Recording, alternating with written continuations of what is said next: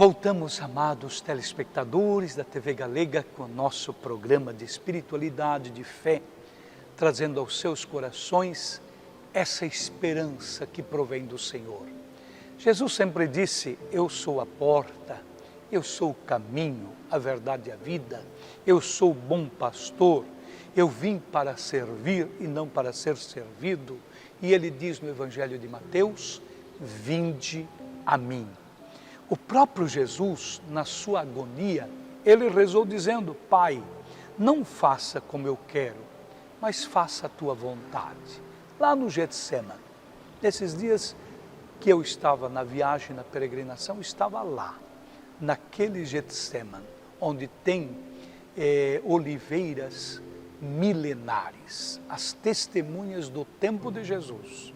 Aquelas oliveiras já foram estudadas cientificamente e comprovadas que a existência delas é mais de 2000 anos. Então elas estavam lá, quando Jesus, ali no Getsemane, antes da sua prisão, antes da sua execução da sua cruz, ali bem próximo ao Calvário, naquela noite, como diz o Evangelho, ele soou sangue, ele transpirou sangue diante da sua agonia, de todo o sofrimento que viria. E logo ali embaixo, tem, debaixo da casa de Caifás, a gruta na pedra natural da época, onde era a prisão. E foi a prisão de uma noite de Jesus.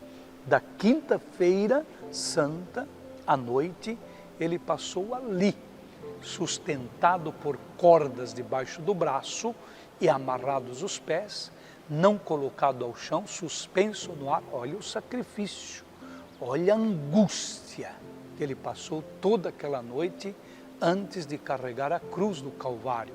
A gente desceu lá embaixo, uma pedra natural que foi feita prisão da época de Jesus e que Jesus ficou comprovadamente preso ali, embaixo da casa de Caifás, o sumo sacerdote, naquela noite.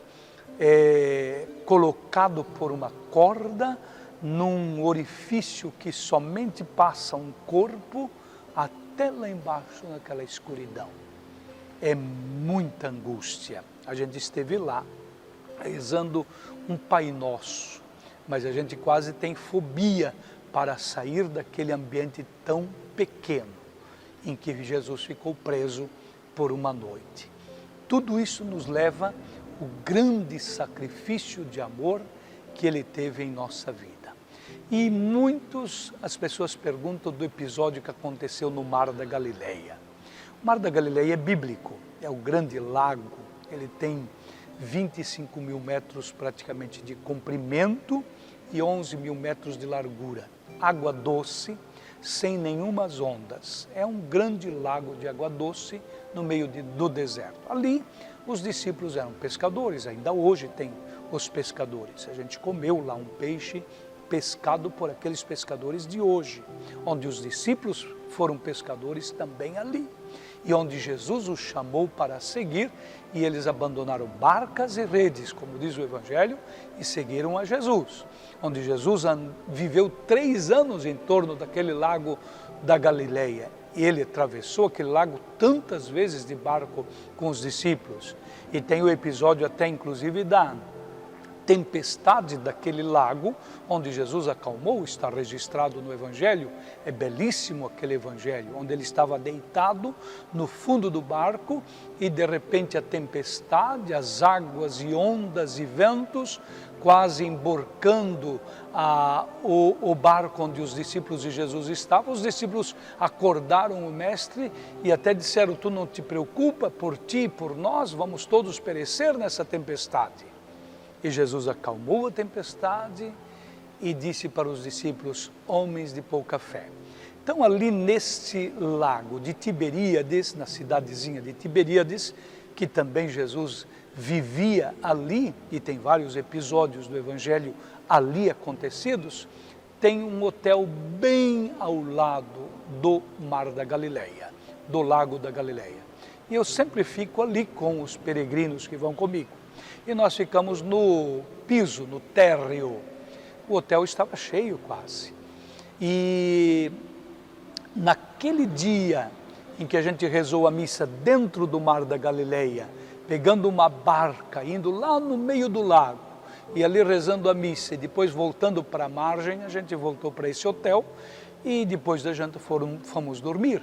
E 3 horas da manhã, aquele mar, aquele lago estava agitadíssimo.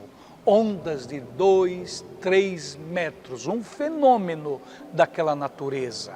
O céu estrelado, sem nenhum trovão, sem nenhum raio, sem nenhuma chuva, até porque chove muito pouco em Israel, é deserto. E aquelas águas, aquelas ondas gigantescas jogando-se contra a parede do hotel, entrando em todos os quartos térreos. Cadeiras, mesas, voava que nem papel contra o hotel. E eu acordei, primeira coisa foi correr à janela e já estava com água debaixo da cama até a minha canela. Abri a janela, olhei aquelas ondas gigantescas de 2, 3 metros, logo eu pensei, um tsunami, vamos ser engolidos. Um mar e o céu estrelado, aquilo me causava assim, como é que tem tempestade com o céu estrelado? E aí, acordando todos os peregrinos de quarto em quarto, a gente foi levado para o superior, quarto superior, o andar superior, trocando de quartos às 3 horas da manhã, e todos muito espantados, porque parecia que nós iríamos ser engolidos por aquelas águas. E aí eu disse para os peregrinos, calma, tranquilidade, aqui Jesus já acalmou esse mar, já acalmou aqui uma tempestade. O dono do hotel disse, eu estou aqui vivendo 70 anos, eu nunca vi um fenômeno desse, e tudo era muito espantoso, uma novidade para todo Israel. Então, essa tempestade aconteceu quando nós estávamos lá. Os nossos olhos tiveram a oportunidade de ver. E depois, todo o jornalismo de Israel, no outro dia, já disse, há 300 anos aconteceu um episódio deste. 300 anos na história, é muito tempo, né? Então significa que a gente nunca mais vai ver uma tempestade daquela, naquele lago da Galileia. Eu penso que tudo tem um propósito de Deus, né? E a gente teve a oportunidade de ver praticamente o que aconteceu como tempestade no tempo de Jesus, quando ele acalmou. Mas isso de lição para mim foi o seguinte, tiro para a minha vida. Não importa o tamanho das ondas e da tempestade que está na sua vida. Se Jesus está contigo, nada vai te abalar. 2 horas depois, aquele mar estava tudo tranquilo novamente. Deus é bom. Recebe então a bênção do Senhor. O Senhor esteja convosco, Ele está no meio de nós. A nossa proteção está no nome do Senhor, que fez o céu e a terra, e a bênção do Senhor seja derramado sobre a tua vida e permaneça hoje e sempre contigo, com toda a sua família e no seu trabalho da semana. Em nome do Pai, do Filho e do Espírito Santo. Amém. Um grande abraço e fique com Deus. O programa conta com o apoio de Ótica OZ, 68 anos cuidando da sua visão em Blumenau, Indaial e Rio dos Cedros. Elétrica Zata, Rua Paris 190, Itopava Norte. Biotec Ortopedia Técnica, Rua Alvin Schrader, 223, Sala 601, Edifício Premium. Salão da Dorle, Edifício Brasília, Sala 70.